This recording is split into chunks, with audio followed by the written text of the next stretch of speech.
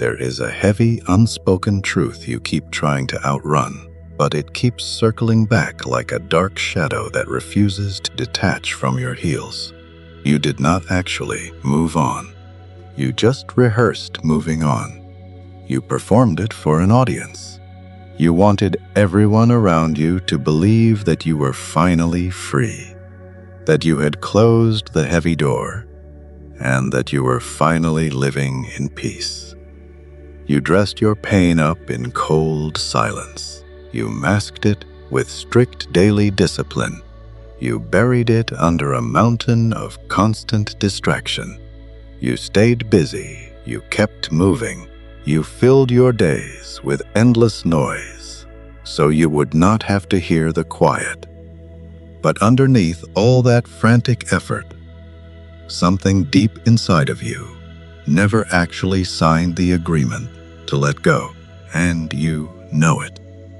Because late at night, when your emotional guard finally drops, when your phone screen lights up your face in the dark of your bedroom, you do not scroll for mindless entertainment. You scroll for them. You might not do it consciously. You might not do it logically. But your thumb hesitates, your breathing shifts, and in that microscopic, vulnerable pause, something deep inside your chest whispers a terrifying question. What if they are thinking about me right now? That question did not just come from nowhere. It was not random. It was not just a sudden pang of loneliness. It was a clear signal. And this is exactly where it gets dangerous for your peace of mind. Because the moment you start feeling pulled toward someone you have actively tried to release, you immediately assume it is your own weakness.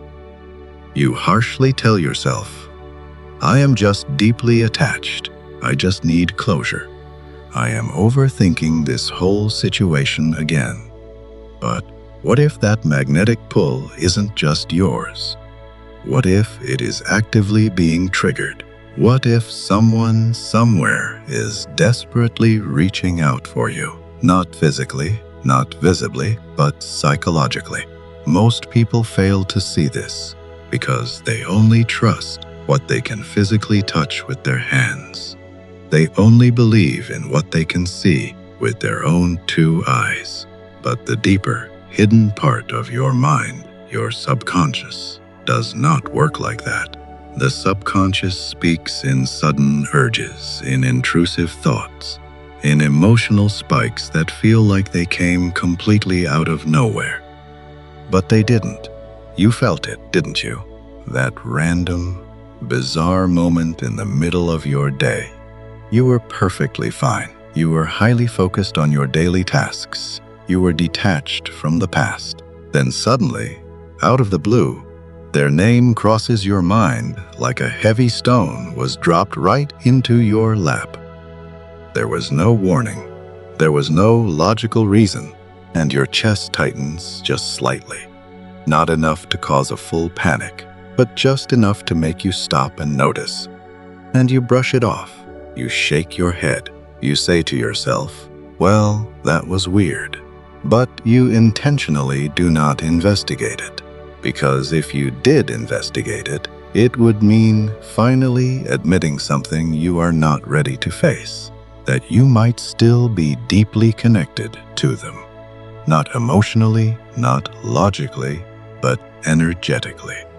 And that thought terrifies you. Because if they can still reach you in the dead silence of a Tuesday afternoon, then you were never as free as you convinced yourself you were. This is where the dynamic gets even deeper and much more complex. You do not just briefly feel them.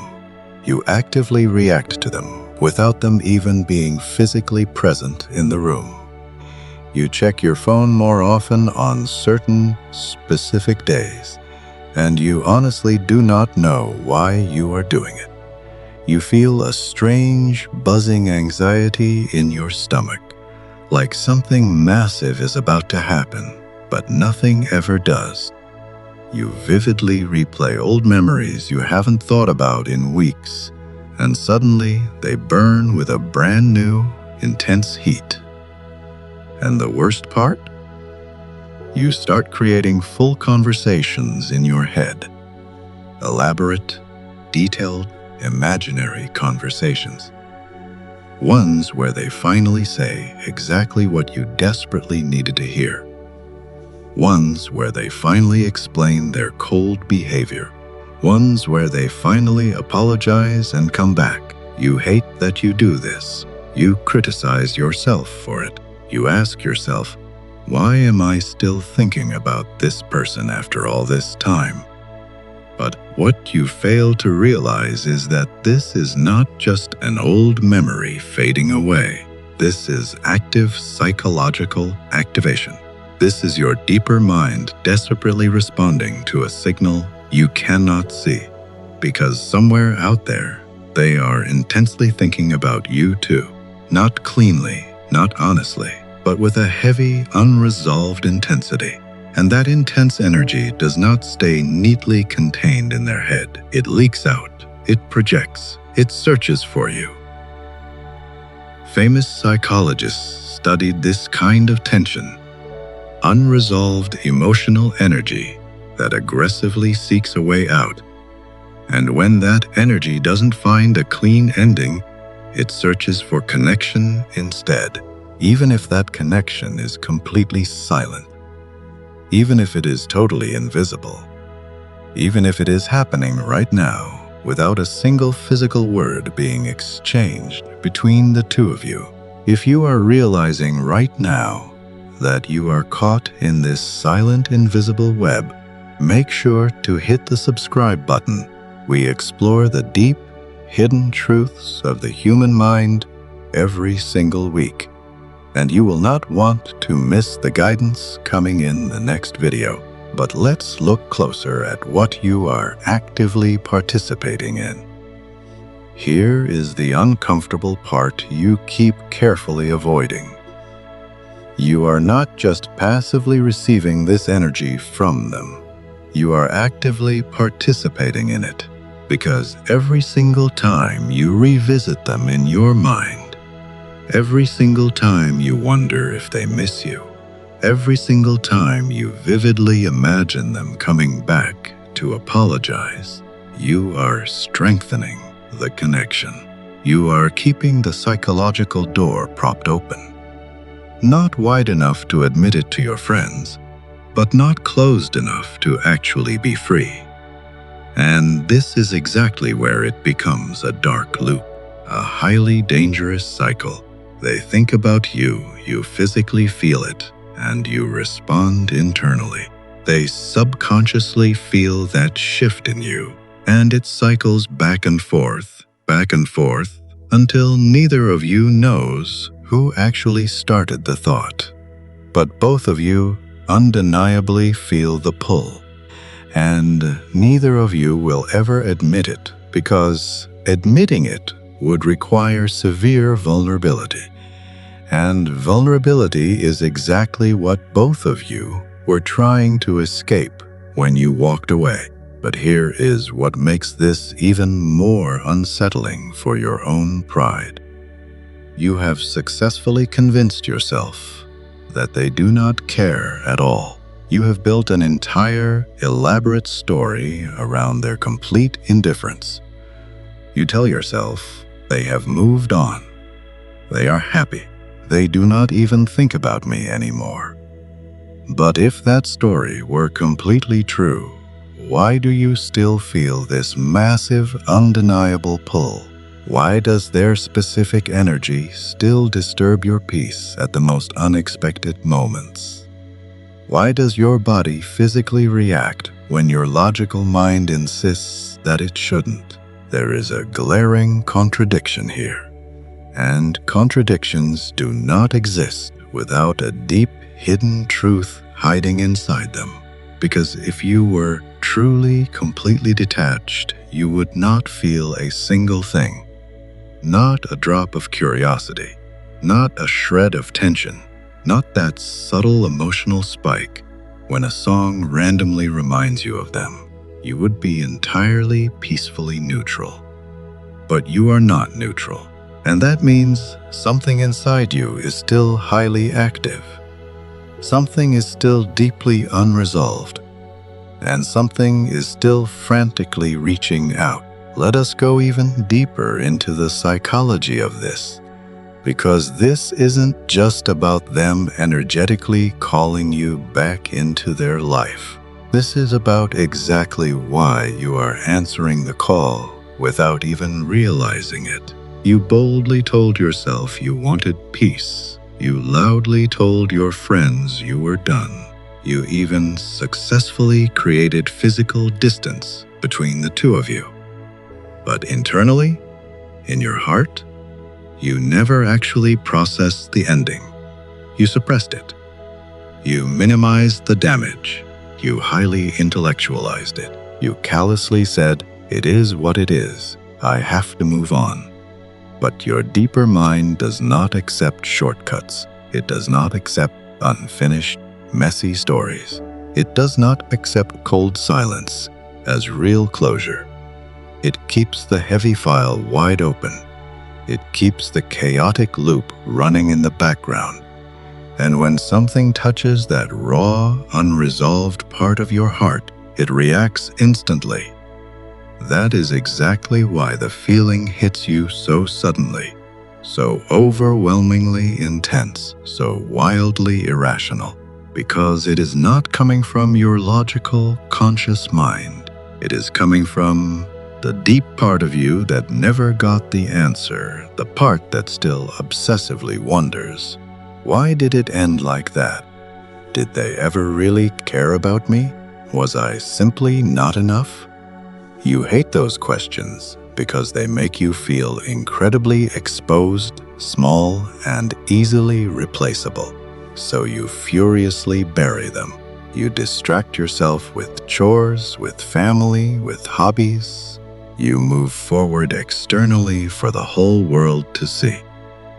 But internally, those dark questions are still echoing in the hallways of your mind, still waiting, still completely unresolved.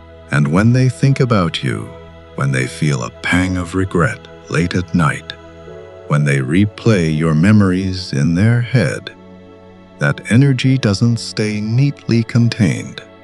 It searches. It reaches out across the distance. It finds the specific version of you that is still open, still desperately questioning, still unfinished. And it touches it lightly, but just enough. Enough to make you freeze in your tracks. Enough to make you feel something you thought you successfully buried forever. If this speaks to the exact situation you are living through right now, please drop a comment below and share your experience. Writing it out is the first step to breaking the silent hold it has on you. Getting these thoughts out of your head and into the open removes their power. This is where the grand illusion finally breaks into pieces, because you start realizing this isn't just a random occurrence. This isn't a cute coincidence. This isn't just you missing someone who is gone. This is something much deeper, something mutual, something severely unresolved on both sides of the fence. But here is the heavy tension you are not ready to face. If they are calling you back energetically, what are they actually expecting? And much more importantly, what are you still secretly hoping for? Because the harsh truth is, you do not just casually feel them. You actively anticipate them. You vividly imagine the phone ringing, the grand apology, the dramatic return. You picture it happening in the most perfect way when you least expect it.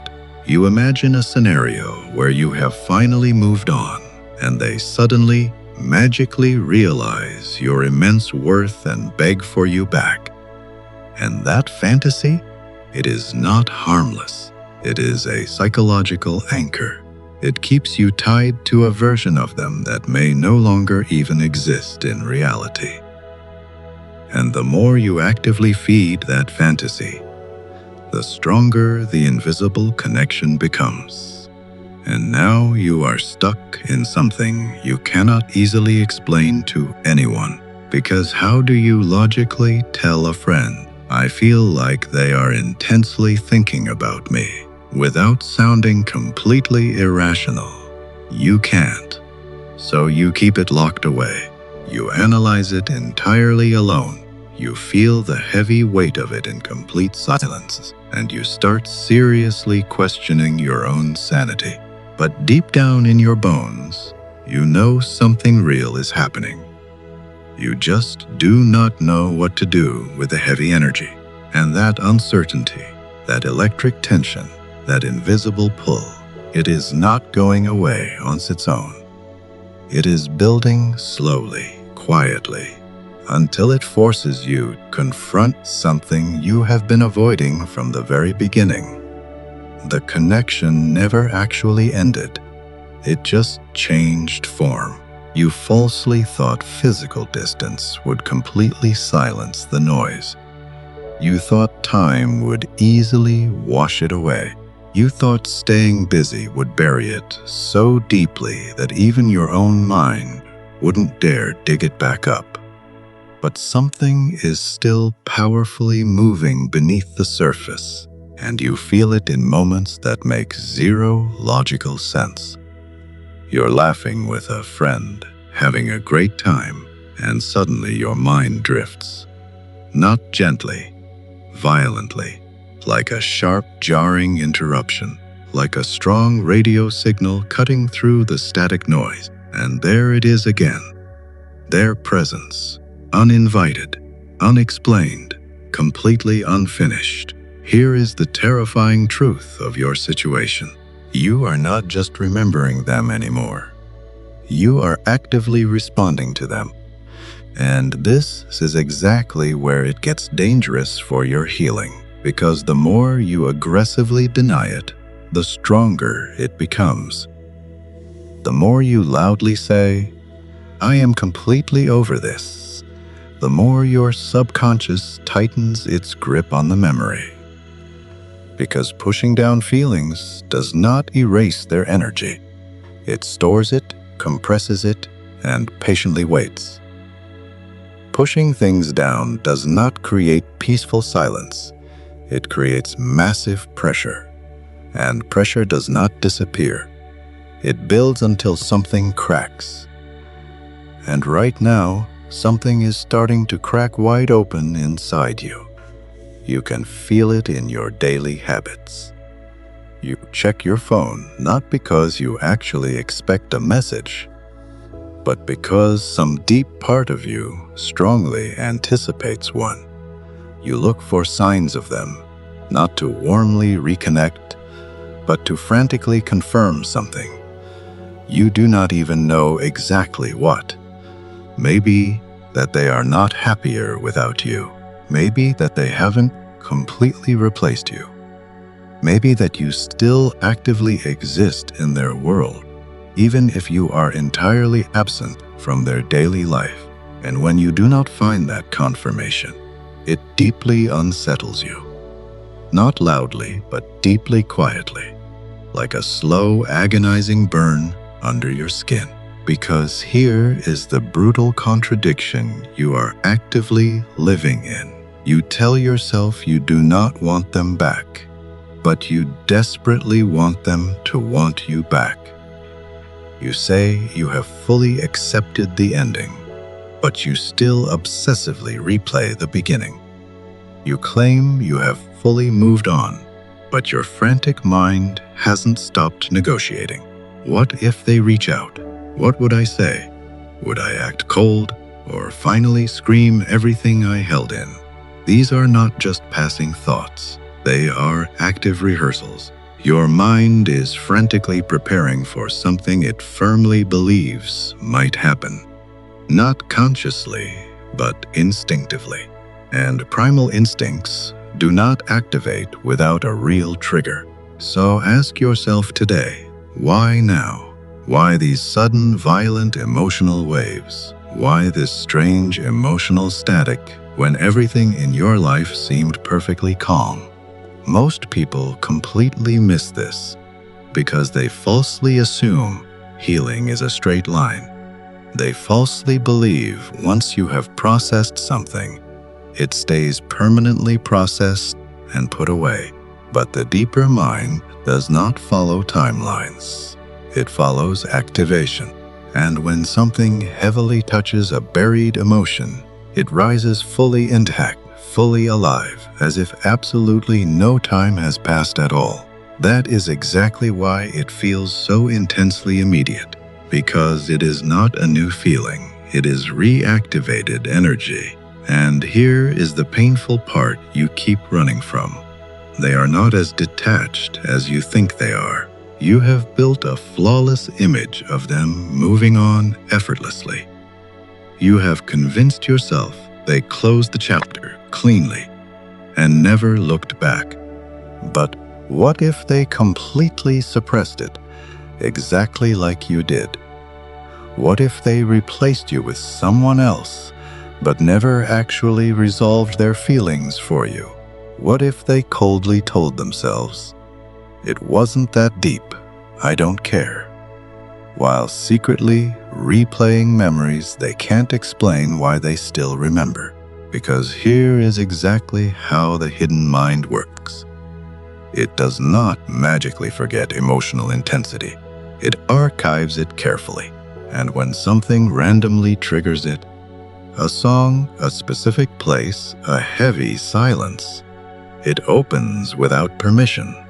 And when it opens, it does not just affect them.